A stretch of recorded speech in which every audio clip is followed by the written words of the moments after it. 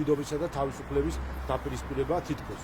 აი ეს არის სწორედ და გუშინაც იყო ამაზე საუბარი, ეს არის სწორედ ცრუ დილემა, რომ თითქოს დღეს საქართველოს დგას არჩევანის წინაშე მშვიდობა თუ თავისუფლება.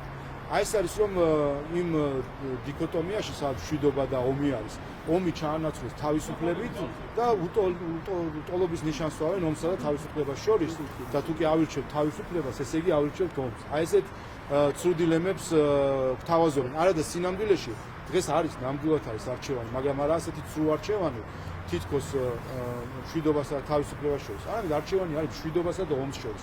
ეს არჩევანი უდგას ყველა ქვეყანას, ვინც ხარს უჭერს უკრაინას. ყველას აბსოლუტურად ნატოს წევრ ქვეყნებსაც უდგათ ეს არჩევანი.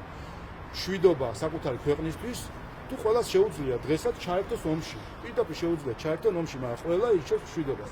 ამიტომაც საქართველოს, რა თქმა უნდა, ირჩევს მშვიდობას, ვინაიდან მათ შორის ყველა სხვა ქვეყნისგან განსხვავებით, ვინც არის ამ ალიანსში ჩვენთან ერთად, ჩვენ არ გვაქვს ნატოს უსაფრთხოების ხოლგა, ჩვენ არ გვაქვს ევროკავშირის უსაფრთხოების ხოლგა, ჩვენ ვართ სამჯერ ნაომარი რუსეთთან, ამიტომ ის ქვეყნები, რომლებიც ამ ხოლგის ქვეშ არიან შეფარებული, ნატო იქნება თუ ევროკავშირი, რა თქმა უნდა, იმ ქვეყნებს კიდევ უფრო მეტი შესაძლებლობა, მაგრამ ისინიც კი არ ებნებიან ომში. ამიტომ არჩევანი ნამდვილად არის მშვიდობას და ომს შორის.